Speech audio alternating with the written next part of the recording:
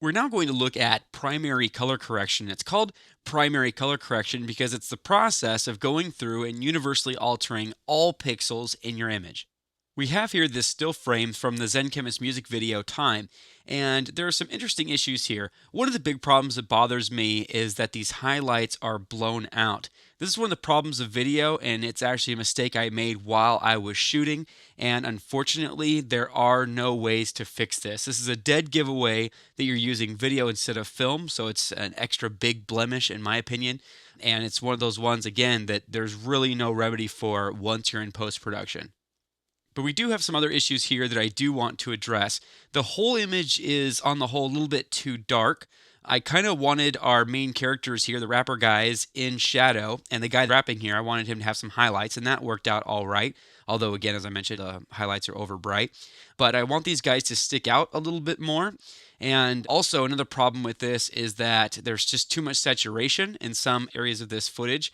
And also, I don't like the color tint. It doesn't really speak to the vibe of what they're getting at. It's soft and beautiful, it's blue, it's green, it's full of life. It's not kind of tougher and edgier like a rap video should be.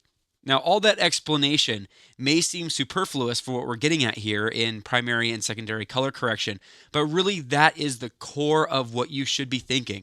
It shouldn't be about how can I make this footage look cooler or what could I do to make this look kind of current and modern. You should be looking at the emotional needs of the piece and then having the color speak to those needs. So you know what you're trying to do. You're not just going for some cool effect. You're actually trying to make something artistic. You're having the colors reflect what is going on inside of the piece itself. So the first thing I want to do is play with the luminance, the brightness values. And there's many ways to do different things in Premiere. I'm just going to show you a couple here. I'm going to use RGB curves. I'm just going to put that on my footage here. You could just as well use Luma curves, and actually we're not going to touch the color curves here, but I'm a bigger fan of RGB curves. We're going to be using the master curve here. Curves is one of those things you'll find in After Effects, you'll find it in Photoshop, as well as other applications, and it can be a little daunting and intimidating. Basically, here's the way this works. The left side of the curve represents the shadows of the image, and the right side represents the highlights. Now, this isn't like a graph, like a histogram. We're not getting a live feedback on what's going on. It's always a diagonal line when you first apply the effect. But it's relative in so much that as we want to, let's say, bring up shadows, I can grab the left-hand side, which represents shadows, and if I drag it up, I'm going to be brightening the shadows, and if I drag it down, I'm going to be darkening the shadows. Same thing with highlights on the right-hand side. If I want to brighten highlights, move this up, darken highlights, move it down. Same thing with midtones in the middle. The cool thing about the curves that we don't get with a levels effect is that we have control over all of the degrees of luminance. So maybe this is a little bit too dark and you want to adjust shadows that are a little bit brighter than that. Then you can just move this point a little bit higher and adjust those points instead. I'm just going to go ahead and reset that effect. Across from the name of the effect, you'll see this little circle arrow here. So I'm just going to click this to reset it. One of the most common adjustments that you'll see with the curves effect is to click on the right side of the curve and drag up to brighten the shadows, and go to the left side of the curve and drag left to darken the shadows. And this is typically called an S curve because it kind of is reminiscent of the letter S, and it's supposed to increase contrast. And that's great for a lot of images, but with this one, we already have too much in the way of darkness, and we have too much in the way of highlights, so this is not what we want. Again, going to reset the effect. What I really want to do here is take up the shadow value. So I'm going to go over to the left-hand side of my curve and drag that up just a little bit to get a little bit more detail. Now, because this was taken in kind of a low light situation, it's very grainy footage. So if I start brightening this too much, you're going to start to see a lot of that noise, and we definitely don't want to call attention to that.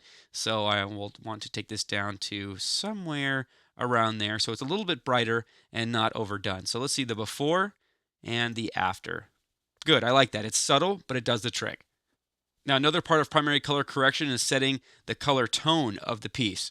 So for that, oftentimes a lot of people will use the fast color corrector effect. So I'm going to apply the fast color corrector effect and show you why you might not want to do that. The fast color corrector effect is very fast. It renders very quickly, and it also very simple, easy to use. You basically have this little color wheel in the center, and we can just click and drag the center to pull all colors toward a given direction. So we could have this orange warm tint that we want, or maybe pink or blue or green or whatever else we want. Now, if you were going for like a simple alien-y green effect, this might suit your needs. But for more professional applications, you don't want to tint everything, highlights, midtones, and shadows the exact same color. So typically for professional color correction, you'll want to use the three-way, T-H-R-E-E, and not the number three-way color correctors. Let's go ahead and apply that to our footage. We're going to be looking more at the three-way color corrector effect in the next move when we talk about secondary color correction, but it still does help for primary color correction as well. Again, we have these wheels here, except that the three-way color corrector gives us a wheel for the shadows on the left, midtones in the middle, and highlights on the right. So we can adjust highlights, midtones, and shadows independently. And this is typically the system that most people in Hollywood use for professional color correction.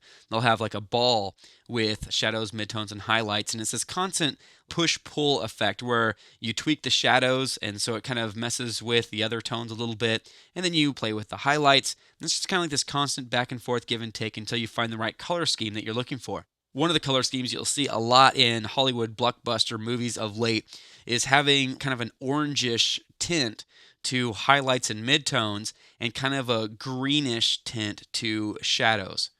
Now, when you look at your image, you might be saying, well, where's my shadows and my midtones and highlights? Where's that line of demarcation?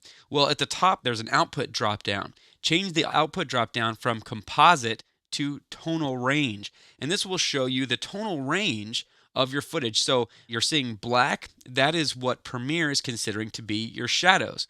The gray areas are your midtones, and your white areas are your highlights. Now, as you can see here, our shadows are very, very strong. There's a lot of shadow area. And midtones, there's not too much, and there's hardly any highlights, pretty much on his shoulders, and a few random speckles throughout the image.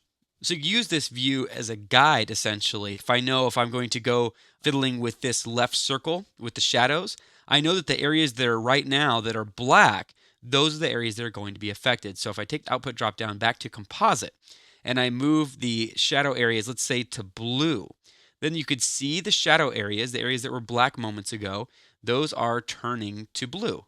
It's actually a very ugly look because midtones and highlights are unaffected. So to achieve that push-pull effect that I mentioned earlier, we'd want to go into the midtones and push those in a given direction. And maybe go into the highlights and push those in a given direction until the colors seem a little bit more evenly balanced out. Now, this is not the color scheme that we're looking for, so I'm just going to go ahead and reset the three-way color corrector effect. And this time we'll push things in the way that we want them. Like the shadows, I'm going to push these towards a warm direction, just a little bit. And midtones also towards orange-yellow, and maybe highlights also towards yellow a little bit, maybe a little bit more towards the pink area of things. Now, before we go any further, because it looks almost the same, or it looks very similar, if we turn off the effect, and then after the effect, we can see that we've actually made quite a bit of a difference. Now, again, what we're going to do is just kind of push and pull back and forth as we are tweaking colors and making slight changes to shadows, midtones, and highlights. Now, one of the things that kind of confuses me about this effect is that we have this tonal range drop down and it says highlights. Now, this makes you think that you are adjusting highlights with these three wheels here. At least that's what makes me think. But actually, this tonal range drop down refers to the sliders that we adjust down here. And that can be a little confusing. So as we take tonal range from highlights to midtones, then all these sliders here change to midtone, hue angle, balance magnitude, balance gain, balance angle, and saturation. We could also take this to master, so we could have one wheel just like in the fast color corrector effect, which is helpful if you want to adjust something like master saturation. We can take down the saturation of the whole piece and make it kind of feel a little bit darker. And by darker, I mean emotionally darker, not necessarily darker from a luminance perspective. Being able to adjust just one master hue balance angle is good too if we just want to push everything in that orange direction and we don't want to really take time to balance things out and tweak highlights, midtones, and shadows. So I know I want kind of more of an antique 70s-ish feel here. So pushing everything to orange Warm tones like that is going to work for me here. Now, I kind of like where this is going. If I take off these effects, I like that we've increased the brightness of the shadows with the RGB curves effect and then polish it off with some three-way color corrector to add that nice warm tone to it. But there are still a lot of problems. This area in the back is still very bright. These green leaves are just probably like a big focal point here. And I want our guys here in the front to be focal points, and they're still too dark. They kind of blend in too much. And so that is where secondary color correction comes in handy.